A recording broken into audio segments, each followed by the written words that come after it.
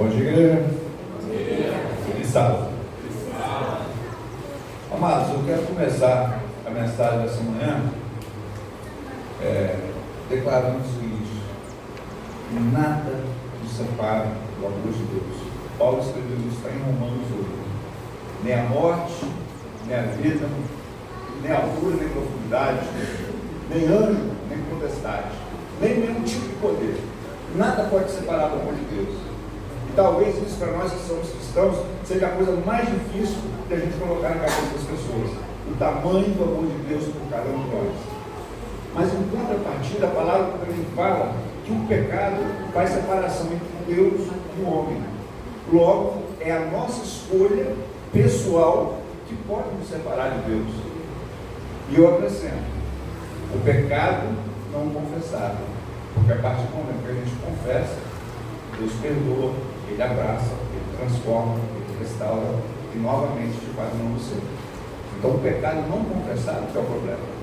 Por isso que hoje o texto que nós vamos estudar encontra-se no livro de Josué, capítulo 7. Nós vamos falar da história de Acã. Josué capítulo 7 apresenta 26 versículos. Eu não vou ler o texto todo, porque senão eu vou ter que ficar voltando e acaba demorando um pouquinho mais. Mas à medida que nós fomos lendo, fomos expondo o texto, nós vamos explicando e fazendo as devidas aplicações aqui para o nosso tempo. O texto está dividido aqui, eu dividi ele em 6 tópicos, 6 partes, e à medida que a gente for expondo o texto, como eu falei, a gente vai explicando. Então, capítulo 7 de Josué, a primeira divisão que eu fiz aqui, Josué 7:1, a questão da desobediência / pecado. Vamos ver o que apresenta o versículo 1. Prevaricaram os filhos de Israel nas coisas condenadas, porque Acã, filho de Carmi, filho de Zabdi, filho de Zerá, da tribo de Judá, tomou das coisas condenadas. A ira do Senhor se acendeu contra os filhos de Israel. Bom, primeiro a gente precisa entender melhor esse primeiro versículo. Prevaricaram os filhos de Israel. O que é prevaricar? Prevaricar é agir de forma desonesta, de forma irresponsável, com o objetivo de favorecer a si próprio ou a terceiros. Então a palavra do Senhor diz: olha, foram desonestos os filhos de Israel, foram desobedientes, foram irresponsáveis, eles agiram de forma a beneficiar a si próprio. Por isso que a ira do Senhor se acendeu contra Israel. Mas em que eles prevaricaram? A palavra continua dizendo: naquilo que é anátema, naquilo que é condenado. Nós temos que entender também o que é anátema. Josué capítulo 6, uma folhinha para trás, diz o seguinte: Josué 6, versículos 18 e 19, diz assim: mas vós guardai-vos do anátema, ficai distantes, que é consagrada a destruição. Não tomeis posse de coisa alguma do que é anátema. Não vos deixei mover pela cobiça, pois isso tornaria anátema o acampamento de Israel, e traria desgraça e destruição sobre toda a congregação israelense.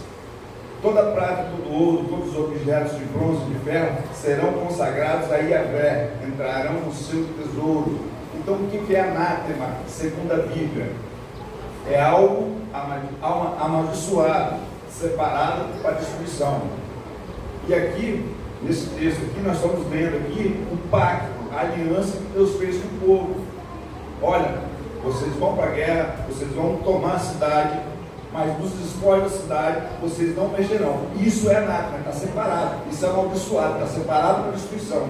Além disso, que for ouro, que for prata, ferro, bronze, está destinado aos tesouros do Senhor.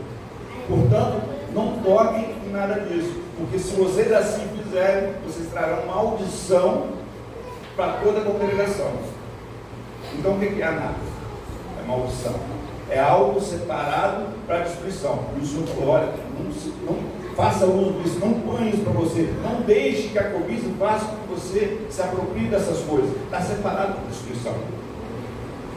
Enfim, Voltamos então para o capítulo, no versículo 1. Então, o povo prevaricou, porque eles foram desonestos naquilo que é anátema, naquilo que é condenado, que está separado para a destruição. Porém, o versículo 1 diz que quem prevaricou, quem cometeu tal erro, foi Acã. Deu o nome dele, a tribo, a família. Por que então que apenas um homem comete o pecado e toda a nação, todo o povo de Deus paga? É o que nós acabamos de ler em Josué 6, versículos 18 e 19. Já foi feita uma aliança com o povo. Então Deus prometeu da terra prometida. Prometeu lá no passado para Abraão. Então, quando Josué lidera o povo agora lá no Jordão, Deus está cumprindo a promessa dele, está entregando a terra. Então, o povo tinha que andar ali conforme as coisas de Deus. E o pecado de Acã, por essa aliança ser feita com o povo, ela foi transferida para todo o povo. Então, o pecado de um é como se fosse o pecado de todos. E essa aliança é a mesma de hoje em dia. Não mudou nada a aliança de Deus. Ela simplesmente foi renovada em Cristo. Então, assim, uma lição muito importante é que a gente pensa que muitas vezes o nosso pecado ele tem alcance só na nossa vida. A gente peca, às vezes o irmão não sabe, a esposa não sabe, o marido não sabe, a comunidade de fé não sabe, e você acha que está tudo certo. Se tiver que pagar alguma coisa, Deus vai cobrar de você. Mas isso a Bíblia apresenta uma forma errada da gente pensar, porque não é assim que funciona. Quando a gente traz maldição para a nossa vida, principalmente nessas questões daquilo que já foi condenado, daquilo que é anátema, quando a gente pega o pecado, se apropria do pecado, esconde o pecado, deixa ele guardado e depois utiliza daquilo que já está separado para a destruição, a gente traz maldição, não só para a nossa vida, traz para a nossa família, para os nossos filhos, para os nossos amigos, para o nosso ambiente de trabalho, para a nossa comunidade de fé. E às vezes a maldição que nos cerca está relacionada a esse pecado. Então saiba que muitas vezes está acontecendo dentro da sua casa, está acontecendo dentro do seu meio de trabalho, está acontecendo dentro da sua igreja, talvez seja por alguma coisa que você deveria ter silenciado há muito tempo e você ainda guarda contigo. Aquilo que é anátema, que é condenado, que está separado para a destruição. Nós estamos falando do pecado. Segunda parte, do versículo 2 ao versículo 5, aqui eu intitulei como derrota ou castigo. Vamos ler o texto. Enviando, pois, Josué de Jericó alguns homens a Ai, que está junto a Bet-Aven, ao oriente de Betel, falou-lhes dizendo: subi e espia a terra. Subiram, pois, aqueles homens e espiaram Ai.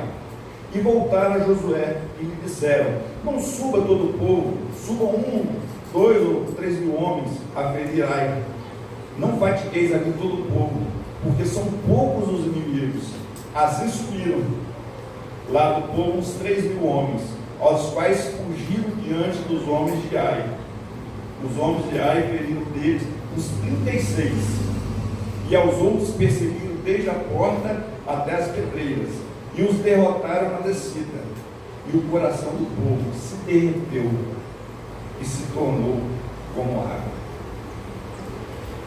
Aí vamos fazer uma comparação aqui, né? O povo acaba de atravessar o Jordão. Qual foi a primeira cidade que os israelitas se depararam? Jericó. Jericó é uma cidade forte, muita gente, pessoal acostumado a lutar, umas muralhas que, segundo os historiadores, eles vão ser intransponíveis, difícil acesso, difícil de se passar, mas o povo de Israel venceu. Por quê? Porque a presença de Deus se fazia junto com eles. E a promessa de Deus é que Deus ia entregar a terra prometida para eles. Não é que eles vão ter que lutar por ela e pelas suas próprias forças conquistar a terra. Não, a promessa de Deus é que Deus ia entregar essa terra. Então eles marcharam por 7 vezes sobre as muralhas, e as muralhas de Jericó caíram. Então quem entregou a cidade de Jericó na mão do povo de Israel foi o próprio Deus. Mas a presença de Deus se fazia junto com ele, certo? O próprio Cristo desceu e conversou com Deus velho. Ele falou: olha, você vai fazer assim, assim e assado. E fizeram de acordo com o que Deus mandou. E obtiveram a vitória. Mas o que aconteceu aqui com Ai? Uma cidade pequena, poucos homens de guerra. Por que eles foram derrotados? Bom, nós já lemos no versículo 1 que eles prevaricaram e que isso afastou a presença de Deus do meio do povo, e a ira do Senhor se acendeu. Então eles tiveram uma derrota muito grande. E o que nós podemos aprender disso aqui? Eles estavam sem a proteção de Deus. Então, um detalhe interessante é o seguinte: uma aplicação para a gente, quando a gente vai com a luta, vai com a guerra espiritual, qualquer que seja ela, a gente ora muito, pede muito a Deus, dobra o joelho, a luta é grande, a gente chora, a gente pergunta a Deus o porquê das coisas. Muitas vezes alcançamos a vitória, Deus concede a vitória. A batalha é pesada, às vezes com a própria força a gente não dá conta, não sei o que ajuda a Deus. E a gente consegue a vitória. Porém, existem momentos na vida que a gente se sente tão bem, tão forte, suficiente, que aparece um probleminha pequenininho e você acha: esse aqui eu vou. Esse probleminha aí pode deixar comigo. E o que nós estamos aprendendo aqui no texto é o seguinte: não importa o tamanho da batalha, seja grande ou seja pequeno, se você não tiver Deus na frente de tudo, você está fadado à derrota. E muitas vezes, no pequeno problema, é que nós sofremos as piores derrotas da nossa vida. É nesses pequenos problemas que acontece, como aconteceu aqui com a cidade, com o povo de Israel. Um povo que tinha mais de 40 mil homens de guerra, mandaram os espias lá para a cidade, mas tem poucos homens, como subir só com 2 e 3 mil homens. Subestimado, o povo, sem contar que a presença de Deus não se fazia mais presente. Então, como Jesus diz no Evangelho de João capítulo 15, Jesus declara: olha, sem mim nada podereis fazer. Então eles estavam sem Deus naquele momento, embora eles não soubessem. Aí, além de subestimar o inimigo, ainda foram para a batalha sem o apoio de Deus e sofreram então a sua pior derrota na tomada da terra prometida.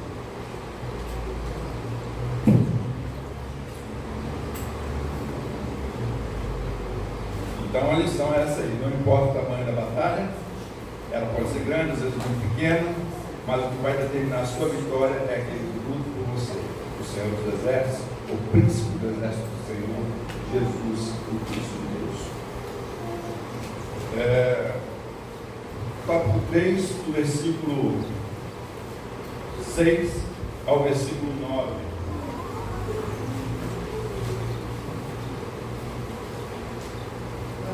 Eu coloquei assim o título: Desespero / Oração. Então nós lemos aqui do versículo 6 ao versículo 9 a seguinte narrativa. Versículo 6: Então Josué rasgou suas vestes e se prostrou em terra sobre o rosto perante a arca do Senhor. Até a tarde, ele e os anciãos de Israel deitaram pó sobre a sua cabeça. Que interessante, era costume do povo, toda vez que tinha uma grande dificuldade, passavam por uma grande derrota, e iam buscar a presença do Senhor, eles rasgavam as suas vestes em sinal de humilhação, deitavam no chão, jogavam um pó por cima, Olha, Senhor, o Senhor é o soberano, o Senhor é o Criador, nós somos criaturas, dependemos do Senhor, estamos aqui, nos humilhando diante de Ti, esperando uma resposta, esperando algo do Senhor. Fala conosco, meu Deus. E é isso que Josué fez. Ele e os anciãos se prostraram no chão, rasgaram suas vestes, deitaram o pó sobre a cabeça, em sinal de humilhação, esperando uma resposta do Senhor. E onde que eles estavam? Em frente à Arca da Aliança. O centro da religião do povo de Israel estava ali dentro do santuário. Em 3 compartimentos, a gente sabe: o pátio, do Santo do Santíssimo. Dentro do Santíssimo ficava a arca. Em cima da tampa do propiciatório é onde acontecia a manifestação de Deus, né, conhecido como Shekinah. E porque Deus estava junto com eles estavam junto com a arca, era a fonte de poder do povo. Então Josué, poxa, o que aconteceu? Nós estamos com a arca da aliança, nós estamos diante da presença de Deus, nós estamos com Deus vivo, o único Deus que existe. Por que nós perdemos a guerra? Então Josué então começa a orar. No versículo 7 começa a oração de Josué. Ele diz assim: disse Josué: ah, Senhor Deus, por que fizeste esse povo passar do Jordão para nos entregares nas mãos dos amorreus, para nos fazerem perecer? Tomara nós contentar-nos com ficarmos além do Jordão. Ah, Senhor, que direi? Pois Israel virou as costas diante de seus inimigos. Ouvindo isso, os cananeus e todos os moradores da terra nos cercarão e desarraigarão o nosso nome da terra. Então, que farás ao teu grande nome? Então Josué começa a orar: Senhor, por que isso aconteceu com a gente? Josué não está sabendo o que é que não fez. Então ele indaga ao Senhor.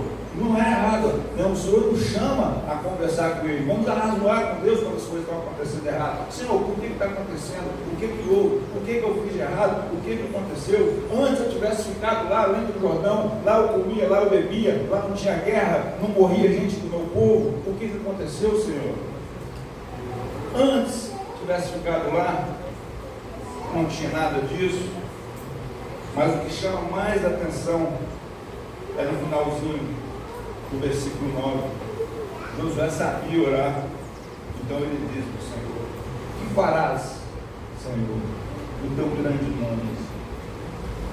O Deus que prometeu a Abraão, Isaac e Jacó a terra prometida, e agora o povo está lá. Josué está falando: o que vai acontecer, Senhor? O povo vai saber que nós perdemos para Ai. Eles vão invadir, eles vão com sangue no olho, eles vão dizimar todo o acampamento de Israel. Que farás o Senhor do teu grande nome? E o nome de Deus é uma coisa muito importante, né? Deus zela pelo seu nome. E Josué falou no ponto crucial: Senhor, e aí? O que vamos dizer do teu santo nome? Que Deus é esse que tira o povo do Egito, faz ele passar pelo deserto com a promessa de entregar uma terra, mas chega aqui e o povo perece na mão dos inimigos? É este o Deus de Israel? Então Josué sabia como orar, sabia o que ele estava falando. E talvez você possa pensar assim: irmão, eu não sei orar como Josué, eu tenho dificuldade para falar com Deus. Mas se você puder, na sua oração, fazer essa colocação a Deus, no seu pedido, na sua súplica: Senhor, que farás então do teu grande nome em relação a esse pedido que eu estou fazendo? Porque eu sou servo. A palavra diz que eu sou cabeça, eu não sou cauda. Por que eu estou passando por essa dificuldade? Por que está acontecendo isso e aquilo na minha vida? Senhor, por que eu não arrumo um namorado? Senhor, por que eu não arrumo um namorado? Senhor, por que minha casa está dessa forma? Senhor, me abençoa para a honra e glória do teu nome. É o que Josué está falando com Deus. O que vai ser o nome do Senhor? Nós somos teu povo. Por que nós estamos perecendo? Então Deus se manifesta. A partir do versículo 10 ao 15, nós temos a direção de Deus. Direção barra orientação. E nós vemos o seguinte, versículo 10. Então disse o Senhor a Josué: levanta-te, porque estás prostrado assim sobre o rosto? Então depois que Josué orou, o Senhor falou com ele: Josué, por que você está aí no chão? Por que você está jogando cinza sobre a cabeça? Por que você está aí com as vestes rasgadas? Por que você está aí o dia todo? Levanta. Não é aí o teu lugar, não. Josué estava orando. E o Senhor, Josué, levanta. Gente, a gente tem a Bíblia na mão, nós somos 66 livros da nossa Bíblia. Talvez esse aqui seja o segundo ou terceiro texto que o Senhor, durante toda a Bíblia, fala para a pessoa parar de orar. A Bíblia toda diz que nós temos que orar sem cessar, o tempo todo, sem parar. A nossa vida deve ser uma vida de oração. Mas aqui o Senhor está falando de Josué. Por que você está aí? Deitado, no chão, orando, sem parar, jogando cinza sobre a cabeça. Levanta. Porque existe um momento, irmãos, que não é só oração. A oração é muito importante, sem dúvida. Mas se você só orar e você não procurar a causa do problema, não vai adiantar nada. O que adianta eu orar, sei do problema que está acontecendo e eu não tomo providência para poder resolver? É claro que Josué ainda não sabia do que estava acontecendo. E Deus então começa a dar direção para Josué. Versículo 11. Israel pecou e violaram a minha aliança, aquilo que eu lhe ordenara. Pois tomaram das coisas condenadas, daquilo que é anátema, e furtaram e dissimularam, e até debaixo da sua bagagem puseram. Bom, nós lemos lá Josué, capítulo 6, versículos 18 e 19. Aquela era a aliança que Deus fez com o povo. Não mexa, não pegue, não possua aquilo que é anátema. Não deixe que a cobiça os deixe mover e você possua nada daquilo. Aquilo está separado para a destruição. Não toque, para que você não traga maldição nem para a sua vida, nem para a sua família, nem para toda a congregação de Israel. Essa foi a aliança de Deus. Resumindo, a obediência traz bênção. A desobediência traz maldição. Então, essa aliança foi feita. Josué passou no fogo. Eles sabiam o que tinha que fazer. E agora, eles estavam sofrendo consequências, porque essa aliança foi quebrada. Josué não sabia. Porque geralmente, assim, o líder é o último a saber. O marido traído é o último a descobrir. Não é essa história? Que é verdade. Então, Josué não sabia. E o Senhor está falando, olha, tem coisa errada no meio. Você está orando, você está rasgando suas vestes, jogando cinto sobre a cabeça, está orando, está buscando, mas é o seguinte, levanta, vai corrigir o que está de errado no meio do povo. Existe coisa errada aí. E se você continuar permitindo que isso aconteça, eu vou continuar a me retirar no meio de vocês. Então, Deus fala para mim, peraí, levanta, vamos resolver o problema, eu vou te mostrar o que está acontecendo. Aí então Deus declara, olha, existe coisa errada. Eles quebraram a aliança, eles violaram o nosso pacto. É por isso que vocês perderam a guerra, é por isso que o coração de vocês está desfalecido, é por isso que o coração de vocês se derreteram, é por isso que o povo está sem esperança. Como vocês querem a vitória? Se vocês fazem questão de quebrar a aliança.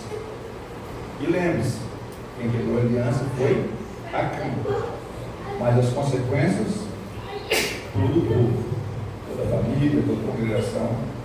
A gente sempre tem que ter em mente essa questão do pecado. O pecado, nunca as consequências é somente nossa, ela afeta.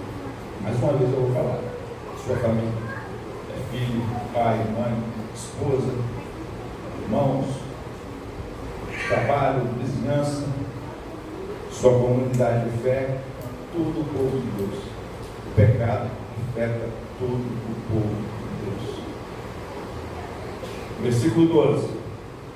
Pelo que os filhos de Israel não puderam resistir aos seus inimigos, viraram as costas diante dele, porquanto Israel se fizera condenado.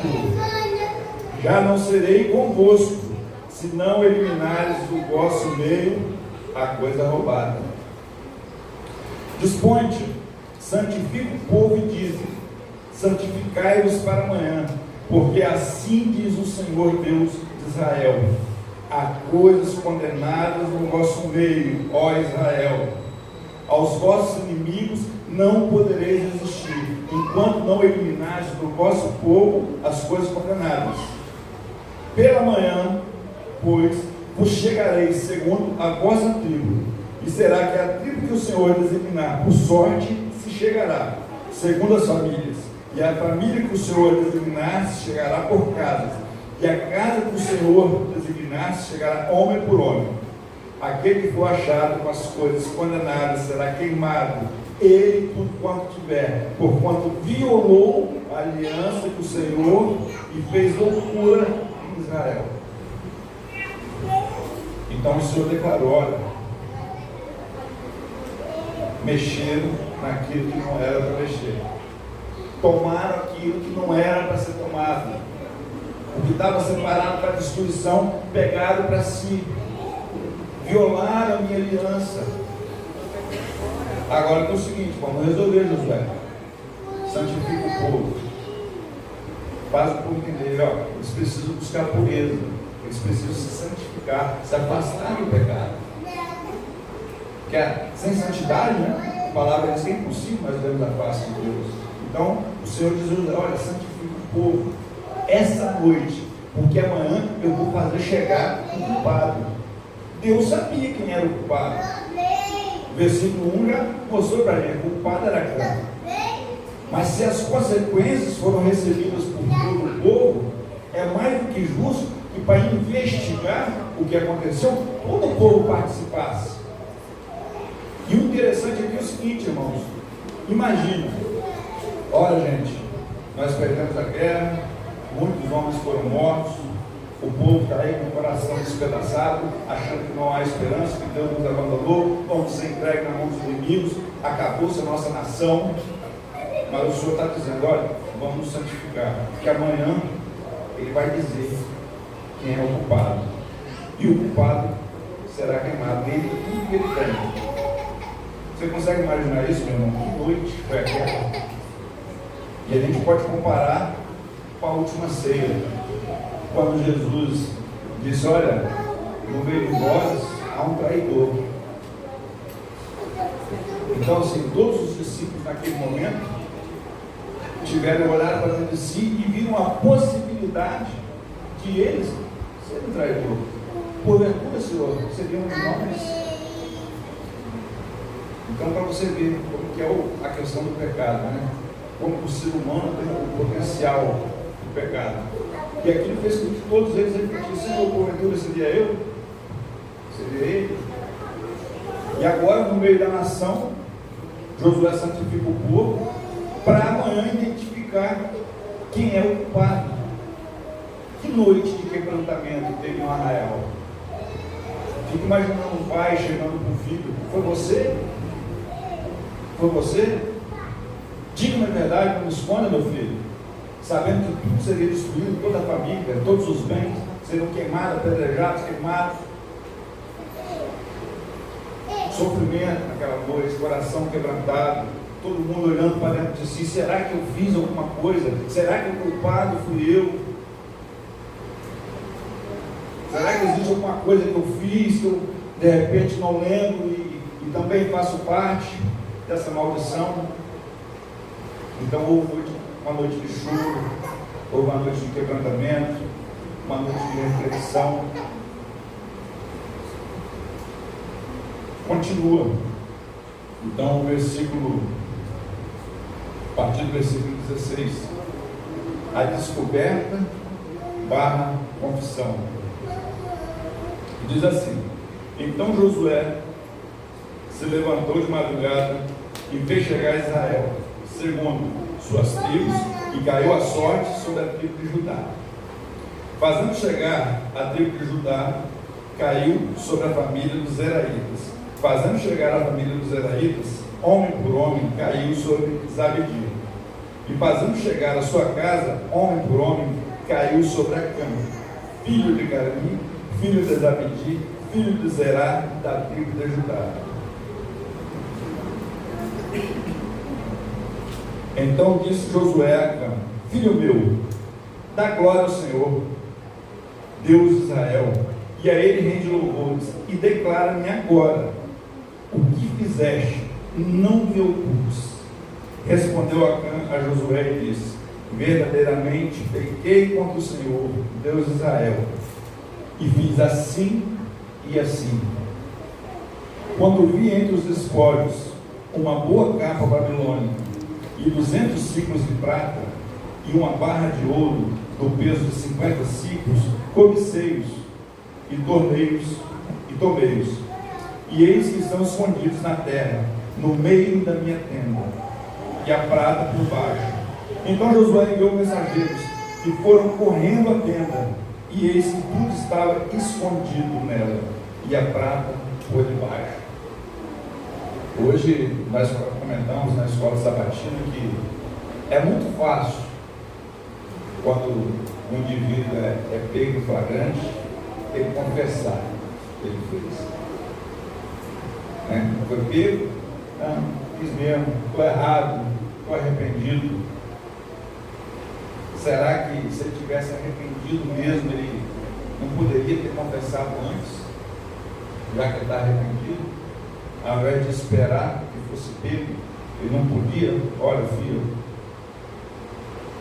a história também traz esses detalhes, porque o povo teve uma noite ali para se santificar, para refletir, para fazer uma análise interior, olhar as possibilidades, ele poderia ter cometido ali alguma coisa, e Acã ainda assim ele resistiu, esperou até o último minuto, até as últimas consequências.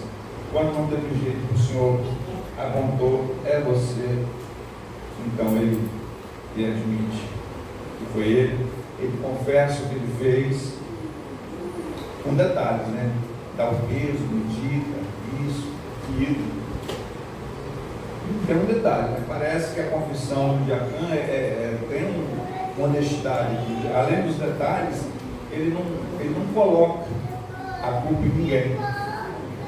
Ele diz assim: olha, eu vi no meio dos espólios uma boa capa babilônica e eu cobicei.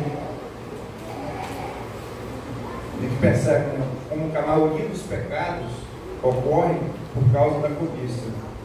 Eu vi no meio dos espólios uma boa capa babilônica e eu a cobicei. Eva estava lá no jardim do Éden, a serpente enganando ela olhou para o fruto, viu que o fruto era bom, agradava, a árvore comigo, ela cobiçou, ela desejou aquilo que não era dela, aquilo que Deus falou para que ela não tomasse. Não comam dessa árvore, o fruto dessa árvore, mas ela cobiçou o entendimento, ela cobiçou a sabedoria. Talvez se ela não tivesse cobiçado e não tivesse comido do fruto, talvez Adão não teria caído em tentação. Então a cobiça, a gente vê que ela precede outros males. Davi estava na sacada do seu palácio em tempos de guerra, era para estar na guerra, mas ele estava no palácio. Quem ele era visto? Betseba. Então ele viu, mais do que viu, ele cobiçou. E através da sua cobiça, então, nós temos uma série de pecados. Ele rouba, ele mente, ele adultera, ele mata, e ele quebra toda a lei de Deus. Tudo por causa da cobiça. E a Cã declara: olha, eu cobicei. A culpa é minha. Diferente de Eva, que botou a culpa na serpente, a Cã fala: não, eu quis, eu vi, entrando na terra agora, eu achei que podia ficar com isso aí. Tinha prata, tinha ouro, escondi na minha tenda, quem sabe amanhã depois eu pudesse usar. Sou soldado, deu um pouco, mas ele não botou a culpa em ninguém, não botou a culpa na mulher que estava dando pressão nele, que ganhava pouco, não botou a culpa no general, não botou a culpa em Josué, não botou a culpa em Deus. Ele assumiu pela sua cobiça, ele quebrou a aliança com Deus. E as consequências agora teriam que acarretar em cima de Acã, em cima da sua família, em cima do povo de Deus, em cima de toda a congregação. A partir do versículo 23 ao versículo 26, nós temos o desfecho da história, que é a destruição para a maldição. Então nós damos o versículo 23 em diante dessa maneira: tomaram, pois, aquelas coisas do meio da tenda e as trouxeram a Josué e a todos os filhos de Israel e as colocaram perante o Senhor. Então Josué e todo Israel com ele tomaram Acã, filho de Zerá, e a prata, e a capa, e a barra de ouro, e seus filhos, e suas filhas, e seus bois, e seus jumentos, e suas ovelhas, e sua tenda, e tudo quanto ele tinha, e levaram-nos ao vale de Acor. Disse Josué: Por que nos conturbastes? O Senhor hoje te conturbará. E todo Israel o apedrejou. E depois de apedrejá-los, queimou-os. E levantaram sobre ele um montão de pedras, até que permanecesse até o dia de hoje. Assim o Senhor apagou o furor da sua ira, pelo que aquele lugar se chama Vale de Acor, até o dia de hoje. E mais uma vez aqui, eu quero frisar o que o pecado causa na nossa vida. Não é maldição apenas para mim, não é maldição apenas para você. O pecado traz maldição para a sua família, meu irmão. São seus filhos que às vezes estão sofrendo, você não sabe por quê. É por causa do pecado que você carrega. É seu pai, sua mãe sofrendo, você não sabe por quê. É por causa da maldição do pecado que você carrega. É a sua igreja que não prospera, é por causa da maldição do pecado que você carrega e que você não expõe para Deus, que você guarda debaixo da terra, você guarda no seu coração, você guarda na sua mente, e a qualquer momento você põe isso para fora e ninguém está vendo, você acha que está tudo certo. Só que tem um problema, eu não vejo, você não vê, o irmão não vê, meu pai não vê, minha esposa não vê, ninguém está vendo, mas nada escapa ao olho de Deus. E as consequências são trágicas. Aqui eu gosto de ressaltar um ponto, um ponto futurista, no dia do Senhor, no dia do juízo. Adiante, no dia da ressurreição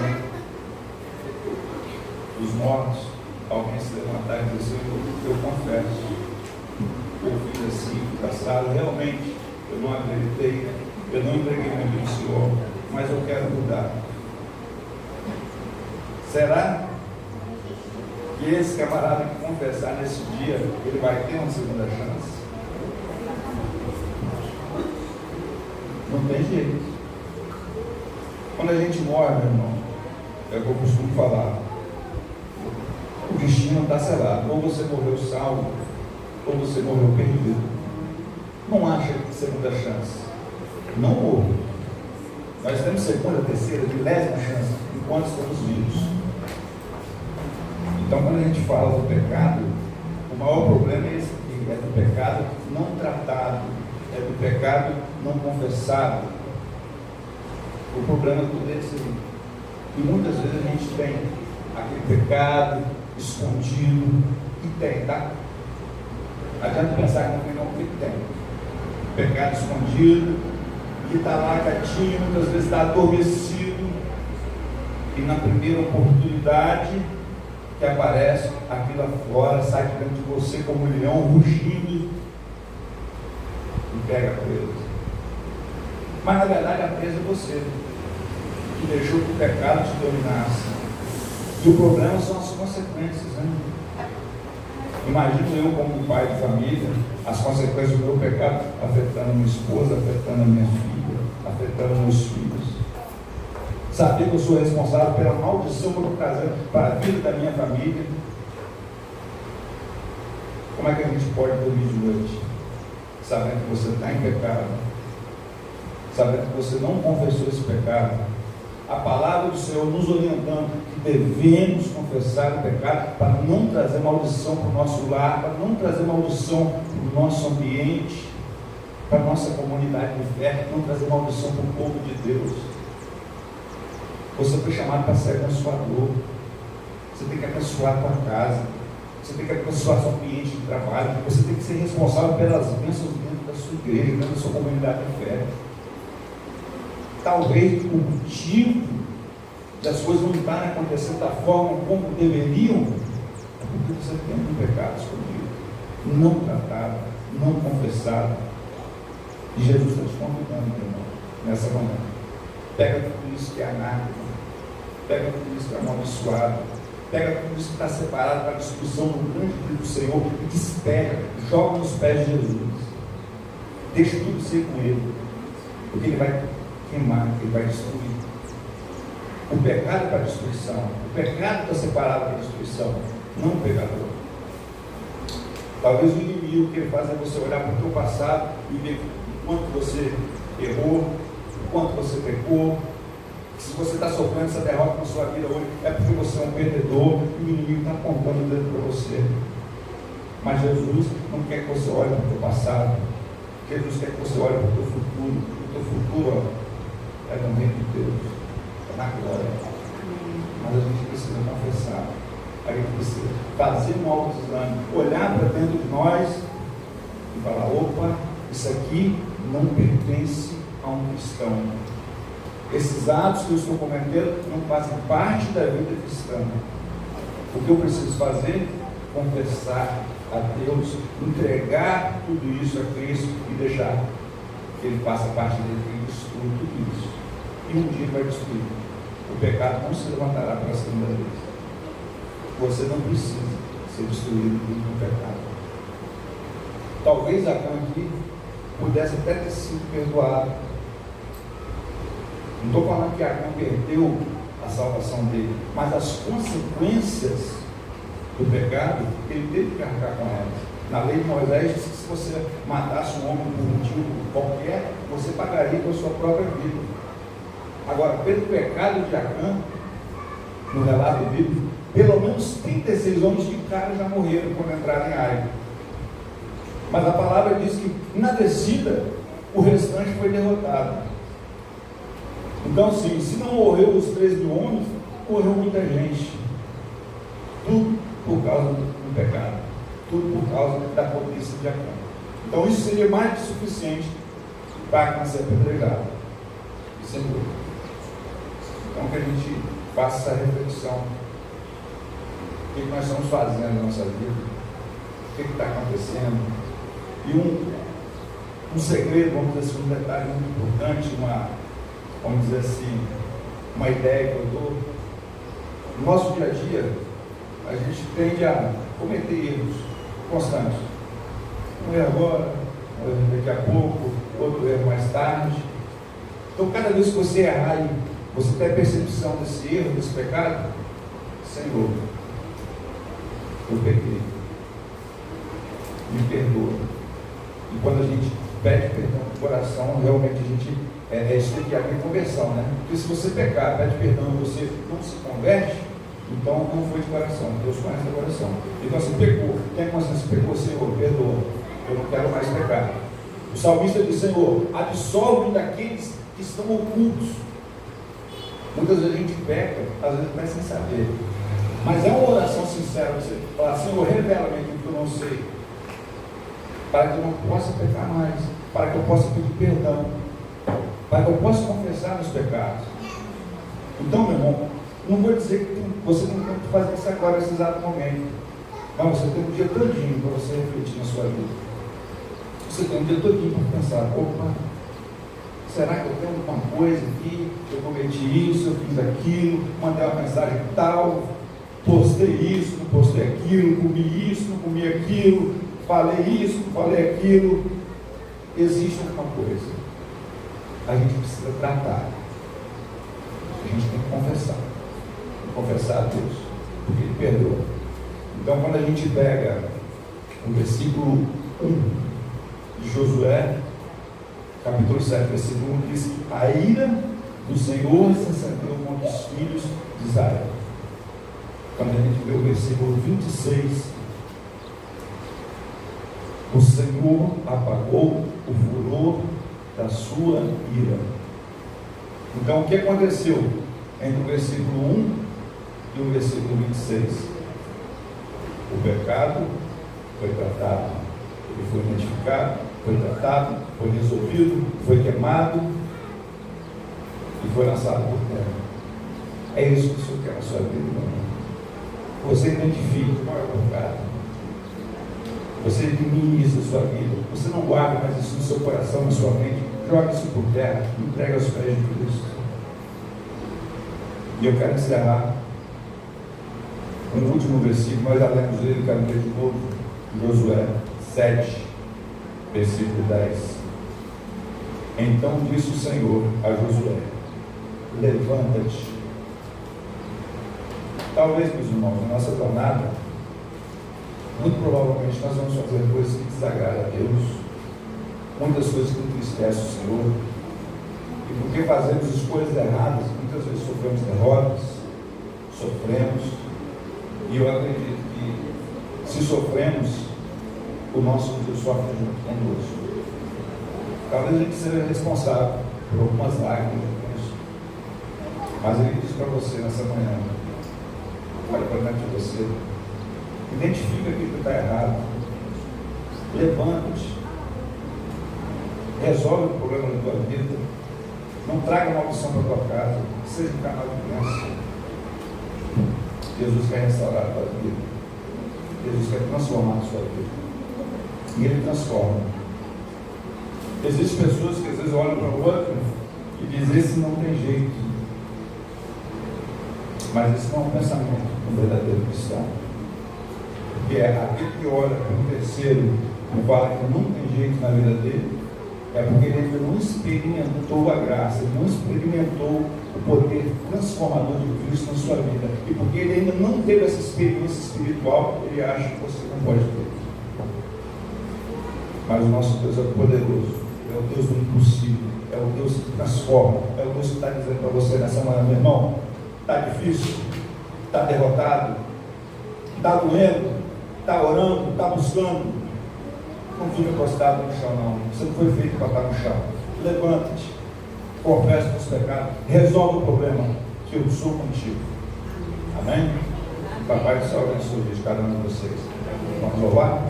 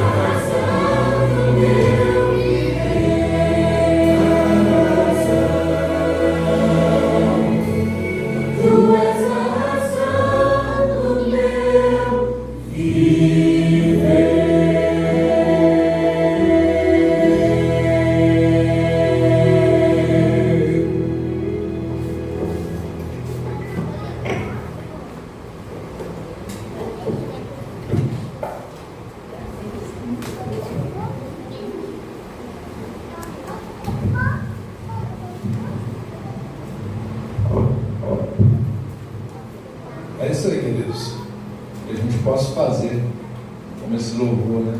E de hoje em diante, a razão do nosso viver seja Cristo, aquele que é digno de toda a honra, toda a glória. Feche teus olhos.